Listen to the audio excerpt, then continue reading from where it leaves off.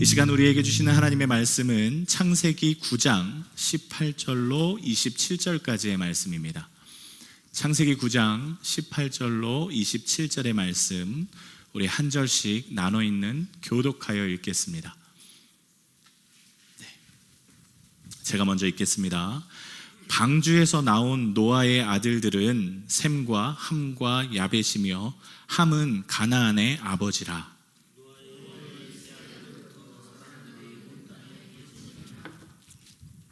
노아가 농사를 시작하여 포도나무를 심었더니 가나안의 아버지 함이 그의 아버지의 하체를 보고 밖으로 나가서 그의 두 형제에게 알림해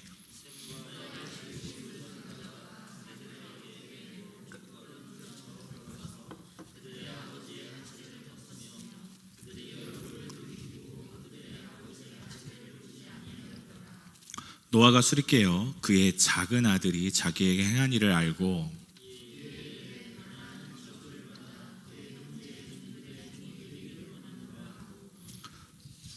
또 이르되 셈의 하나님 여호와를 찬송하리로다. 가나안은 셈의 종이 되고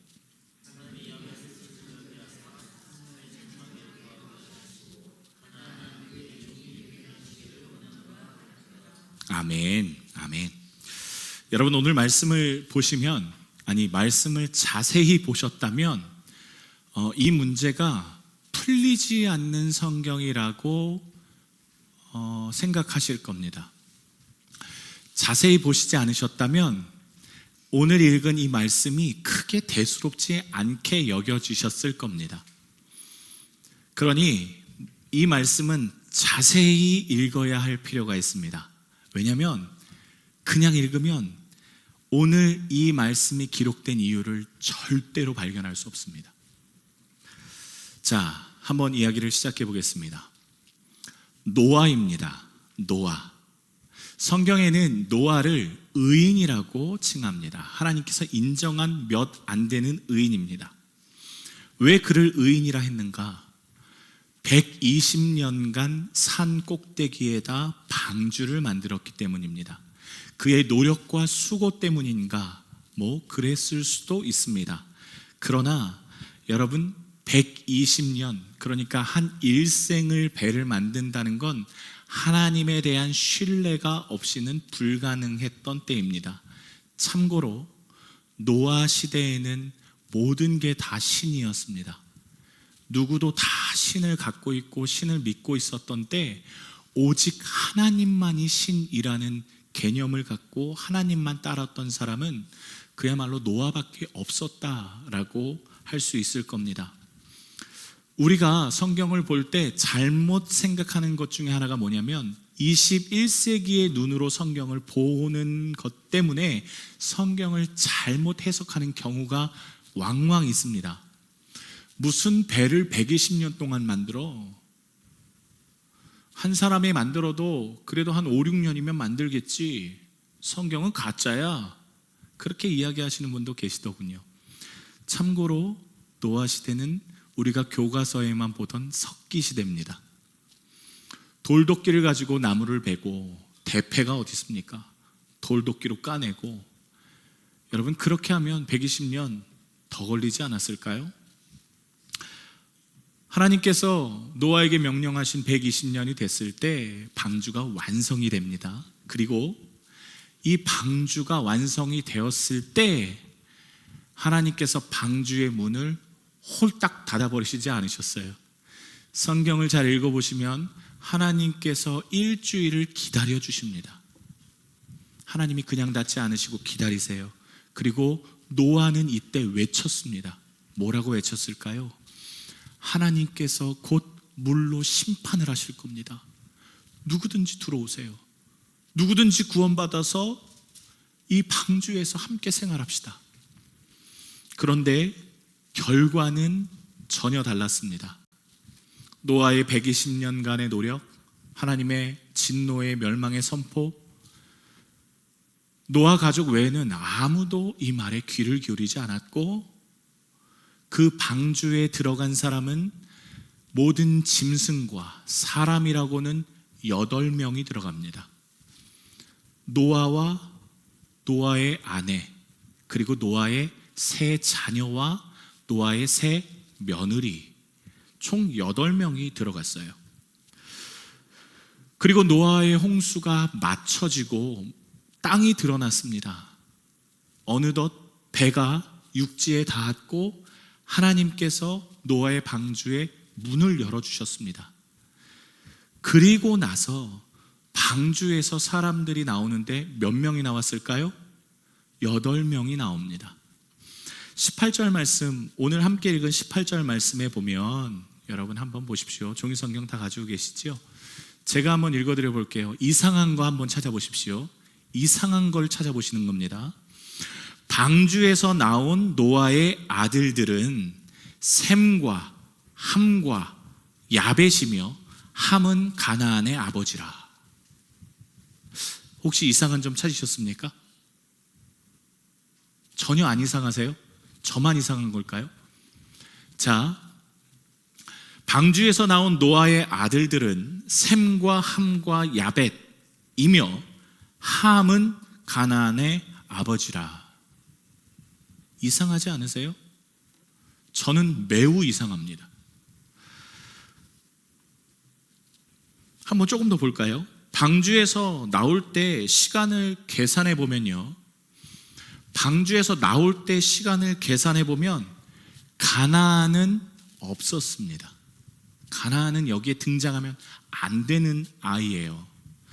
자, 함, 그러니까 노아의 둘째 아들의 아들이 가나안인데, 그러니까 노아의 손자가 되는 거겠죠.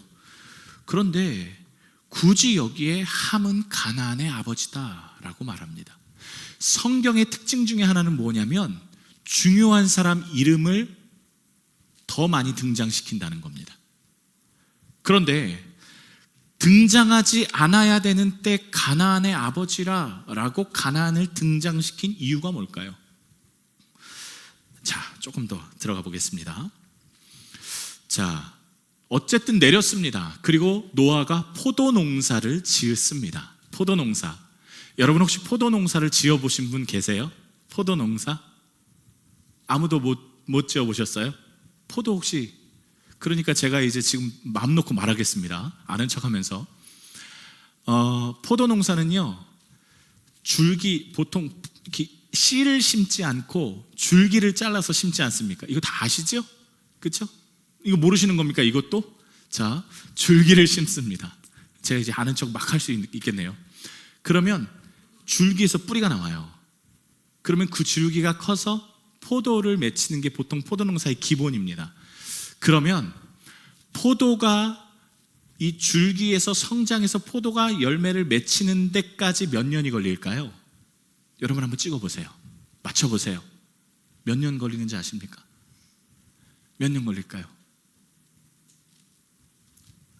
다 모르세요? 최소 4년에서 7년 걸립니다. 자, 기억해 주세요. 4년에서 7년이 걸려요.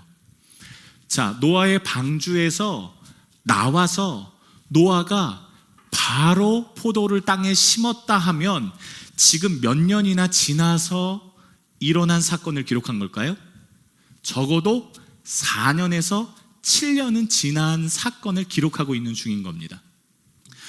자, 노아가 포도 농사를 짓고 맺힌 포도를 가지고 포도주를 만들어서 그냥 마십니다. 그리고 노아가 술에 취해서 고주망태가 됩니다. 이 모습을 누가 봤을까요? 둘째 아들 함이 봅니다. 함이 보고 나서 다른 거 안 했어요. 아이고, 아버지가 홀랑 벗고 술 취해서 주무시고 계시는 중이거든요. 아이고, 아버지가 주무시고 계시네. 근데 너무 빨개를 홀딱 벗고 계시네. 이걸 누구에게 알렸냐면 두 형제에게 알려요. 첫째 셈과 동생 야벳에게 알립니다. 야벳은, 셈은 고주망태가 된 아버지의 하체를, 그러니까 하체를 보지 않기 위해서, 빨개 벗은 몸을 보지 않기 위해서 거꾸로 들어가서 옷을 어깨에 메고 아버지의 그 몸을 가려드립니다. 요게 일이 끝이에요. 요게 노아의 방주에서 내려서 4년이나 7년 정도 지난 일에 일어난 사건입니다. 별거 아니잖아요, 그죠? 이거 큰 문제 될 거 있겠습니까? 그런데 문제는 여기서부터 시작입니다. 의인이라고 했던 노아가, 당대의 하나님의 명령을 들었던 노아가 일어나자마자 술이 들깼는지 뭔 일을 벌이냐면 저주를 하기 시작합니다. 저주를 막 퍼부어요. 자, 그러면 여러분 여기까지만 들으신다면 오늘 이 말씀이 어떤 교훈을 우리에게 주고 있는지 한번 체크해 보십시오. 첫째, 기독교인들은 술을 마시지 말아야 된다고 했는데 의인이 술을 마셨고 드링킹을 한 다음에 이게 고주망태가 됐으니까 술을 조금 마셔도 된다라는 교훈을 주고 있는 걸까요? 아니면 부모님께 효도를 해야 되는데 지금 둘째가 효도를 안 해서 지금 노아가 화를 냈으니까 효도를 해야 된다, 이런 교훈을 주는 걸까요? 마지막, 노아가 지금 함이 어쨌든 뭔가를 잘못한 것 같은데 함한테 퍼부어야 될 이 저주를 누구한테 퍼붓고 있는 줄 아십니까? 가나안에게 퍼붓고 있어요. 그러면 죄가, 아버지가 잘못한 죄를 아들이 짊어질 수 있는 건가? 성경을 조금 아시는 분들은 여기까지 들어가실 겁니다. 그런데 참고로 말씀드리면 이 세 가지의 교훈 다 아닙니다. 오늘 이 말씀에서 우리에게 주고자 하는 교훈은 정확히 드러나는데 성경에 대한 배경적 지식을 모르면 절대 읽어낼 수 없어요. 자, 오늘 말씀의 포인트는 누구에게 있다라고 말씀드렸죠? 어떤 인물일까요? 가나안이라는 인물입니다. 기억해 주십시오. 가나안입니다. 오늘 말씀의 핵심 인물은 가나안입니다. 노아가 아니에요. 가나안입니다. 자, 한번 성경 읽어보겠습니다. 노아가 실수 같은 실수를 해서 저주를 하는데요, 누구에게 저주를 하는지 창세기 9장 25절부터 27절의 말씀에 기록되어 있습니다. 누가 저주의 대상인지 확인하시는 겁니다. 자, 같이 읽어보겠습니다. 시작. 이에 이르되 가나안은 저주를 받아 그의 형제들의 종들이 되기를 하고, 또 이르되 셈의 하나님 여호와를 찬송하리로다. 가나안은 셈의 뭐가 되고요?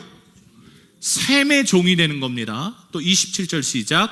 하나님이 야벳을 창대하게 하사 누구의 장막에 거하게 하신다고요? 셈의 장막에 거하게 하시고 가나안은요? 그의 종이 되게 하시기를 원한다. 그러면 이제 형제들의 순위가 매겨지는 겁니다. 자, 보십시오. 누가 가장 위에 있는 겁니까? 누가 가장 큰 축복을 받았어요? 셈이 가장 큰 축복을 받았습니다. 그 다음에 누구입니까? 야벳이 받았습니다. 그런데 따져보면 야벳도 셈의 장막에 들어간다는 건 흡수된다는 거거든요. 결국 누가 남습니까? 셈만 남는 거예요. 가나안은 누굽니까? 함의 아들입니다. 그러면 함은 즉 셈의 종이 된다라고 이야기하고 있는 저주를 퍼붓고 있습니다. 문제는요, 여러분, 이게 지금 노아가 누구에게 퍼붓고 있느냐는 거예요. 손자입니다. 아까 제가 4년에서 7년을 좀 기억해 달라고 말씀드렸죠. 노아랑 노아의 세 아들이 방주에 탔을 때 가나안은 없었습니다. 그 말은 방주에서 내려서, 가나안은 지금 함의 넷째 아들이거든요. 하나님께서 복을 주셔서 함에게 아들 넷을 연달아 주르륵 낳게 하면 몇 년 걸렸을까요? 4년. 중간에 딸이라도 낳고 혹은 경련으로도 낳고 하면 적어도 7년은 걸렸을 겁니다. 그러니까 가나안은요, 지금 따져보면 젖먹이라는 거예요. 의식도 없는 상황인 거예요. 그냥 엄마 품에 안겨서 아무것도 못하고 똥 싸고 젖먹고 이 아이한테 저주를 퍼붓고 있는 거예요. 그러면 여러분, 노아가 제정신입니까? 노아가 제정신이 아닌 상황인 것이죠. 그러면 성경은 도대체 이걸 왜 기록했을까요? 왜 기록했을까요? 이걸 풀려면 여러분 두 가지를 알아야 돼요. 아니, 세 가지까지 아셔야 될 것 같아요. 첫째, 창세기의 저자가 누구인지를 아셔야 됩니다. 창세기의 저자 누굴까요? 창세기, 출애굽기, 레위기, 신명기. 이거 뭐야? 어디 갔어? 창세기, 출애굽기, 민수기, 신명기. 뭐야? 어디 갔죠? 네, 레위기. 모세, 오경이라고 이야기하죠. 누가 기록했습니까? 모세가 기록했습니다. 그러니까 모세는 지금 의도성을 가지고 이 말씀을 기록하고 있는 거예요. 둘째, 그러면 이 말씀을 받아서 읽는 첫 번째 독자라고 하겠습니다. 우리는 이걸 원독자라고 부릅니다. 이 성경을 처음 읽는 사람입니다. 우리도 성경 읽죠. 오늘 우리도 읽습니다. 그런데 그거 말고요, 이 성경의 원래 대상으로 쓰여진 사람을 원독자라고 하거든요. 원독자는 누구였을까요? 설명드릴게요. 모세 오경의 원독자는 누구였냐면, 신의 광야를 40년 동안 뺑뺑뺑뺑뺑뺑 돌다가 죽은 사람들이 아니라 두 번째 신의 광야에서 태어나서 가나안을 정복해야 되는 문 앞에 서 있는 광야 2세대입니다. 자, 이해하셨죠? 자, 지금 요단강 하나로 건너가서 가나안이라는 땅을 정복해야 되는 자녀들에게 모세가 쥐어준 성경 말씀입니다. 자, 조금 이제 보이세요? 힌트가 조금씩 보이세요? 자, 세 번째 원독자의 상황입니다.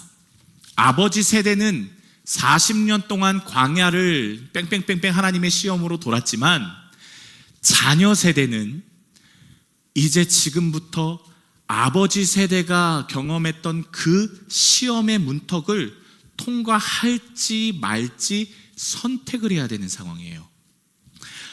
여러분, 아버지 세대는 어떻게 됐나요? 가데스 바네아라고 하는, 그러니까 지금 가나안으로 딱 넘어가면 끝나는 그 순간에 아버지 세대는 어떻게 했느냐면, 우리가 정탐꾼을 좀 보내게 해주십시오. 신명기에 그렇게 나와요. 하나님께서 원하셨던 게 아닙니다. 그런데 하나님은 그냥 들어가 라고 말씀하셨는데 사람들이 겁을 먹고 못 들어갑니다. 그리고 우리에게 정탐꾼을 보내게 허락해 주세요. 하나님이 허락해 주십니다. 그리고 들어가요.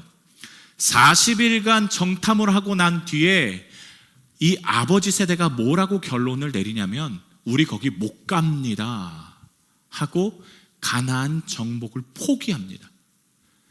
자, 이제 40년이 지났습니다. 자녀 세대가 됐어요. 똑같이 아버지 세대가 서 있던 그 자리에 똑같이 서 있는 겁니다. 그리고 말하는 거죠. 하나님께서 이제 들어가라. 어떻게 할까요? 자녀 세대라고 다를까요?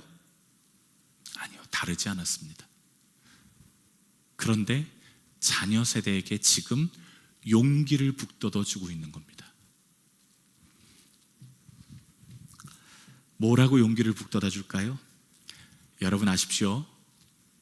지금 가나안의 정복을 앞두고 있는 이스라엘 백성은 셈의 자손입니다. 몇째요? 노아의 몇째? 첫째. 아까 말씀드렸던 가장 축복을 받은 셈. 그리고 가나안 땅에 있는 족속들은 누구의 자손이었을까요? 함의 자손. 아까 말씀드렸던 함 그리고 가나안, 그 가나안의 자손이 지금 가나안 땅에 있는 겁니다. 그러면 하나님의 말씀을 받은 너는 셈의 종이 될 거야. 이 말은 뭘 뜻할까요? 지금 저 가나안을 정복해야 되는 광야 2세대에게는 하나님이 우리에게 일찍이 명령하셨어. 하나님이 우리에게 저 땅을 일찍이 약속하셨어. 하나님이 우리에게 저 땅은 저 노아, 저 조상 몇백 년 전에 이미 약속하신 땅이야. 어떻게 해야 될까요? 모세가 말하는 거예요. 들어가라. 들어가라. 자, 여러분, 근데 이 지금 광야 2세대는 결국 믿음으로 들어갑니다. 들어가서요, 놀랍게도 하나님의 은혜를 경험해요. 그러면 출애굽 1세대와 지금 가나안에 들어가야 되는 출애굽 2세대의 차이가 뭘까요? 그냥 믿음이 없었다, 그렇게 간단히 이야기할 수 있지요. 그런데 뭐가 가장 큰 차이냐면 여러분, 정체성의 차이가 있습니다. 오늘 성경 말씀은, 노아의 말씀은 정체성을 말하고 있는 거예요. 여러분, 정체성을 세우는 방법은 두 가지가 있습니다. 여러분, 다 마찬가지입니다. 여기 계신 분들 다 마찬가지예요. 자, 첫 번째, 성경에서 나타난 정체성을 세우는 방법은 첫 번째, 소유에 근거하는 정체성입니다. 소유에 근거하는 거. 자, 여러분, 제가 기가 막힌 일을 들었어요. 유치원 안에서도 너 어디 살아? 이게 유치원 아이들이 하는 이야기랍니다. 저는 깜짝 놀랐는데요. 뭐였더라? 반포 자이에 살면 그래도 조금 이렇게 되는 거고, 한국 브랜드 있잖아요. 센트레빌 이런 거 살면은 같이 안 논대요, 애들이. 여러분, 소유의 근거를 삼고 있는 사람이면요, 우리의 연봉이 제일 중요합니다. 또 반포 자이에 살아도 몇 층에 사는지가 중요하고요, 차는 그랜저냐 포르쉐냐가 중요한 거예요. 부동산, 적어도 빌딩, 땅은 몇 평이 있는지가 중요하고, 직업이 뭔지가 중요한 것이 소유에 근거한 정체성을 갖고 있는 사람들입니다. 여러분, 이게 사실 정체성을 굉장히 잘 세워주고 쉽게 세워줄 수 있는 방법이긴 합니다. 문제는요, 이 정체성이요, 쉽게 세워지긴 하지만 또 쉽게 무너진다는 데 있어요. 여러분, 이건 진심으로 또 나오는 소리가 나올 것 같은데 5억만 있으면 좀 좋겠어요. 5억. 여러분 다 5억 다 있으시잖아요, 그죠? 네? 없으세요? 예, 저도 없습니다. 5억만 좀 있었으면 좋겠어요. 그런데 여러분, 5억 엄청난 돈 아닙니까? 엄청난 돈입니다. 그런데 여러분 생각해 보십시오. 옆에 50억 부자가 앉아서 이렇게 비교한다고 생각해 보세요. 5억 가진 사람이 만족할 수 있을까요? 쭈구리가 될 겁니다. 그런데 그 50억이 있는 사람 옆에 500억 가진 사람이 있다고 생각해 보십시오. 5억은커녕 50억 있는 사람들도 없는 사람이 됩니다. 빈곤한 사람이 돼요. 소유에 근거한 정체성을 가진 사람은, 세상의 가치를 가지고 정체성을 가지고 있는 사람은 자신이 가지고 있는 게 무너지면 다 무너져요. 이게 소유의 근거입니다.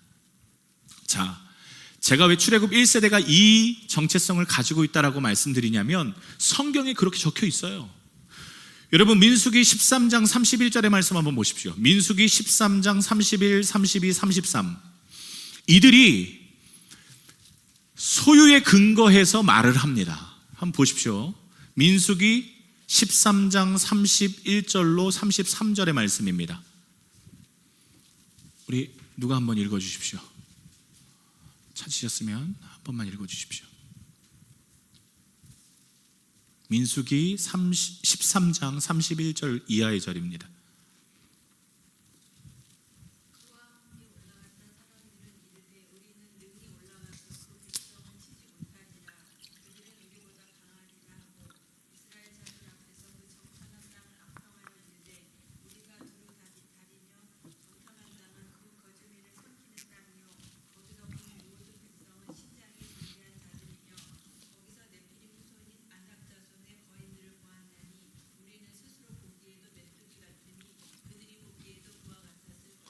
자, 아멘. 자, 보세요.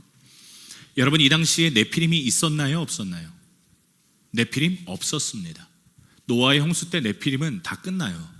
그런데 지금 이스라엘 백성이 지금 그 가나안 땅에 들어가서 정탐을 하고 난 뒤에 자신을 표현하고 있는 겁니다. 뭐라고 표현하냐면 그 땅의 사람들은 네피림 같습니다. 네피림 같아요 라고 말합니다. 그리고 자기를 뭐라고 표현합니까? 메뚜기 같습니다. 그렇게 표현합니다. 즉 5억 있는 사람이 50억 있는 사람 옆에 있는 것처럼 이야기해요. 그들은 우리보다 강합니다 라고 말합니다. 여러분, 32절에 보면 아주 가관이에요. 이스라엘 자손 앞에서 그 정탐한 땅을 악평하여, 그 땅이 악평할 만한 땅입니까? 여러분, 성경에 보면 이 땅의 열매가 커서 사람 얼굴만한 포도 알맹이를 들고 나와요. 어찌 이 땅을 악평할 수 있습니까? 그런데 상대적인 소유에 근거한 정체성을 갖고 있다 보니까 악평하기 시작하는 거예요. 여러분, 이런 것들은 우리에게도 너무 많이 등장합니다. 제가 누군데, 제가 누구간데 이렇게 이야기합니다. 제가 무슨 대학을 나왔는데요? 저는 아무것도 없는데요. 저는 학위도 없고 지위도 낮아요. 저는 할 수 없어요. 아니요, 여러분, 아니요. 하나님은 그렇게 우리에게 말씀하시지 않으셨습니다.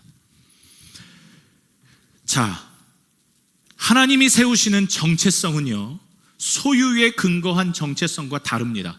하나님이 세우시는 정체성은 뭐에 근거를 두냐? 존재의 근거를 둡니다. 존재의 근거를 둡니다. 여러분 한번 보세요. 하나님이 우리를 뭐라고 부르셨는지 한번 확인해 보십시오. 베드로전서 2장 9절, 너무나 유명한 구절입니다. 우리가 누군지 확인해 보십시오. 우리가 누군지 제가 읽어드려 보겠습니다. 그러나 너희는 택하신 족속이요 왕같은 제사장들이요 거룩한 나라요 그의 소유가 된 백성이니 이는 너희를 어두운 데서 불러내어 그의 기이한 빛에 들어가게 하신 이의 아름다운 덕을 선포하게 하려 하심이라. 목적은 하나님의 덕, 하나님의 영광을 드러내기 위해 우리를 부르셨어요. 그런데 그냥 부르시지 않고 우리의 존재 자체를 업그레이드 시키셨습니다. 뭐라고요? 택하신 족속이요 왕같은 제사장이요 거룩한 나라요 소유된 백성이라고 말합니다. 돈이 있어서 소유된 백성이 아니라 하나님이 주권적으로 부르셨다고요. 우리가 무슨 차를 타서 백성이 된 게 아니라 하나님이 왕같은 제사장으로 우리를 선택하셨다고요. 우리가 무슨 대학에 나와서 우리를 거룩한 나라라고 부르시지 않고 하나님의 주권, 하나님이 스스로, 하나님이 우리를 영광 중에 부르셨다고요. 여러분이 죄인이건 아니건 그건 상관이 없어요.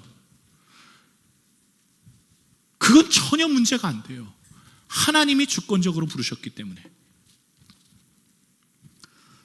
여러분, 오늘 이 베드로전서라는 책이 언제 쓰여진 책인지 아시면 더 놀라실 거예요. 언제 쓰여졌냐? 로마 박해 때 쓰여졌어요. 네로 박해 때 쓰여졌습니다. 일부 예배 때도 말씀드렸지만 네로 박해 때 아주 흉포한 일을 당합니다. 자신의 자식이 아버지 어머니가 보고 있는 그 자리에서 죽여요. 사람 껍질을 벗겨서 거기에 그 송진을 드득드득 붙입니다. 그리고 로마 황제가 진행하는 길에 거기에 불을 붙여서 사람 횃불로 삼아요. 그런 당시에 쓰였던 책입니다. 그런데 뭐라고 이야기하고 있습니까? 너희는 택하신 족속이야, 왕같은 제사장이야, 거룩한 나라야, 하나님께 속한 백성이야. 이게 말입니까? 죽으라는 얘기죠. 그래도 버텨, 그래도 힘내, 그런 얘기입니다. 그런데 여러분 아시죠? 버텨냅니다. 이 당시에 그리스도인들이요 버텨내요. 왜요? 왜 그렇게 버텨낼까요? 소유의 근거를 두고 있지 않고 존재의 근거를 두고 있기 때문에 그렇습니다. 맞아요. 나 하나님의 자녀예요. 나 하나님의 백성이에요. 나 하나님의 제사장이에요. 여러분, 선택의 순간에 있는 겁니다. 소유의 근거를 두고 살아갈 것인지, 하나님께서 주신 존재의 근거를 두고 살아갈 것인지, 오늘 가나안 땅에 들어가야 되는 광야 2세대가 이 가치를 선택하는 순간에 있는 겁니다. 자, 다시 한번 들어보십시오. 제가 오늘 말씀을 다시 한번 여러분께 읊어드리겠습니다. 노아가 술이 깨어 그의 작은 아들이 자기에게 행한 일을 알고 이르되 가나안은 저주를 받아 그의 형제의 종들의 종이 되기를 원하노라 하고, 또 이르되 셈의 하나님 여호와를 찬송하리로다.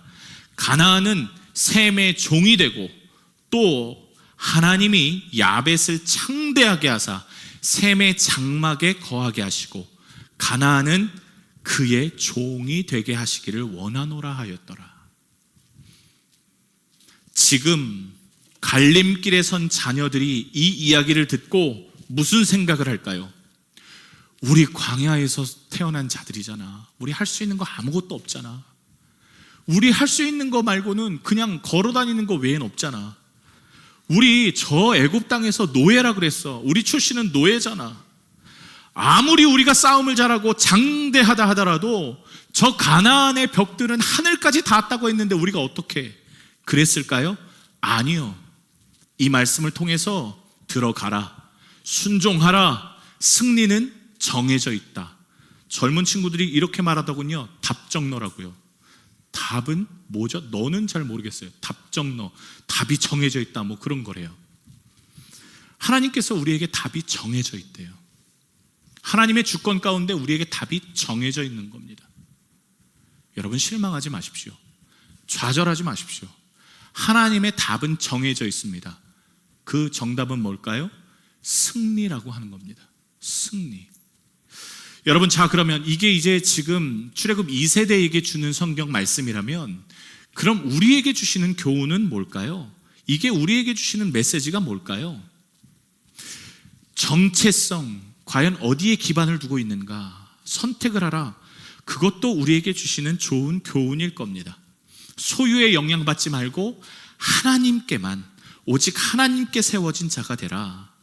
그렇게 이야기하는 교훈일 겁니다. 하나님 의지합니다. 하나님, 주님께서 우리를 승리하게 하실 것이라는 것을 확신합니다. 하나님의 계획을 인정합니다. 그렇게 주님 앞에 나아가라는 메시지일 거예요. 그런데 여러분, 아쉽게도 우리는 이 하나님께서 허락하여 주신 정체성에 착 이렇게 붙어 있질 못해요. 솔직히 좀 솔직해져 볼까요? 지금은 아닙니다. 지금은 아니에요. 제가 베트남에 들어오기 전에 3년이 좀 넘었죠. 3년이 들어오기 전에 제가 베트남에 들어간다고 제 친구가 잠깐 얼굴 좀 보자 그래서 만났습니다. 오랜만에 만났어요. 제가 7살, 8살 때 친구였습니다. 한 교회 친구. 그런데 그 친구를 만나러 갔는데 그 친구가 정말 좋은 차를 타고 있더라고요. 나이가 이제 30 후반 정도밖에 안 됐는데 어느 회사에 꽤나 높은 직급이래요. 엄청 좋은 차를 타고 다녀요. 그래서 제가 하나님께 그랬어요. 하나님, 저는 선교사로 가는데 쟤는 저런 아주 좋은 차를 타고 다니네요. 그러면서 하나님께 기도했어요. 사실은 기도했어요. 그런데 제가 그건 아무렇지 않았습니다. 좋은 차 타고 다니는 거 전혀 문제 없었어요. 부러웠지만 그거 뭐 제가 레이 타고 다니든 그 뭐 그래요. 하나도 안 부러웠습니다. 근데 딱 하나의 마음이 와라락 무너졌어요. 딱 하나에. 뭐였냐면 그 친구가 이래저래 저래저래 막 자기의 이야기를 읊더니 결혼은 안 했는데 같이 사는 와이프는 있대요. 이게 말이야 뭐야? 아무튼 그렇게 얘기를 해요. 결혼을 안 했는데 와이프가 어떻게 있는 거야? 너 예수나 제대로 믿어? 제가 막 뭐라 그랬어요. 그러더니 제가 그 어머니를 잘 알거든요. 그 친구 어머니를. 교회 예전부터 같이 다녔으니까요. 그 집사님 잘 계시냐? 잘 계신대요. 어디 사시는데? 이 근처에 사신대요. 아 그래? 야 그래 좋다. 그래놓고 하는 이야기가 그거였어요. 내가 그래도 어머니께는 한 달에 한 100만 원, 200만 원씩 용돈 드려. 그 얘기를 왜 그때 갑자기, 그죠? 선교사 앞에서. 그래서 제가 다른 건 다 괜찮았는데 그때 확 무너졌어요. 선교사는요 부모 버리고 와요. 부모 버리고 옵니다. 그리고 저도 그랬어요. 하나님, 저 늙고 힘든 부모님 버리고 갑니다. 근데 그 기도한 지 얼마 안 됐거든요. 그 기도한 지 얼마 안 됐는데 이놈을 만나서 이놈이 저한테 야 우리 부모님한테 내가 100만 원, 200만 원씩 용돈 드려. 처가에도 그렇게 드려. 그래서 제가 화가 났어요. 막 화가 막. 하나님 뭡니까? 지금 장난하세요? 그때 무너졌어요. 그런데 그때 알았어요. 아, 내가 소유의 근거를 두고 있구나. 내가 소유의 근거를 두는 선교사 웃기지도 않네. 소유의 근거를 두고 있으니 막 부러워 미치겠는 거예요. 그리고 하나님께서 기도할 때 저에게 말씀하셨던 게 있어요. 상철아, 걱정 마라. 걱정 마라. 사단은요 저에게 날마다 참소합니다. 야, 네가 무슨 목사야? 네가 무슨 여기서 말씀을 전해? 그런데요, 지금은 이겨요. 지금은 이깁니다. 사단이 정답만 이야기해 줍니다. 저를 잘 알거든요. 너가 무슨 목사야? 목사답지 않습니다, 사실. 그런데 말합니다. 맞아, 그 말이 맞지만 나는 하나님께서 택한 족속이야. 왕 같은 제사장이야. 거룩한 나라야. 그의 소유된 백성이야. 야, 저번에 한번 말씀드렸죠? 사단에게 말합니다. 입 다물어. 입 다물어. 난 하나님께 존재 가치를 둔 자야. 한 번에 정리됩니다. 한 번에. 여러분, 참 우리가 어떠한 거에 기반을 뒀는지에 따라서 우리의 삶의 질이 달라집니다. 그리고 흔들림이 있는지 없는지가 그 안에서 나타나요.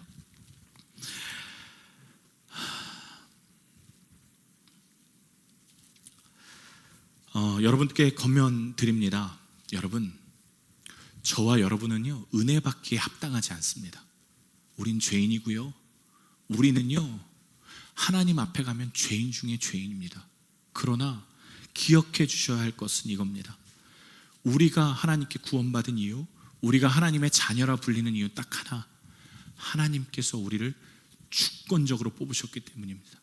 우리가 착한 일 하거나 우리가 하나님의 그 말씀을 너무너무 잘 들어서 너 구원받아, 아니요. 하나님이 뽑으셔서 하나님이 주권으로 우리를 왕같은 제사장 거룩한 나라의 소유된 백성 삼아 주셔서 우리에게 지금 은혜가 있는 겁니다. 여러분, 어려워하지 마십시오. 힘들어하지 마십시오. 자격 없다고 여러분 피하지 마십시오. 하나님께서 여러분에게 오늘 노아의 말씀을 통해 말씀하십니다. 가라. 순종하면서 가라. 내가 너에게 그 땅을 줬다. 여러분, 두려워하지 마십시오. 주님께서 여러분과 함께 하시고 주권적으로 역사하실 것입니다. 오직 주님만 붙드신 여러분 되시길 주님의 이름으로 축복합니다. 기도하겠습니다.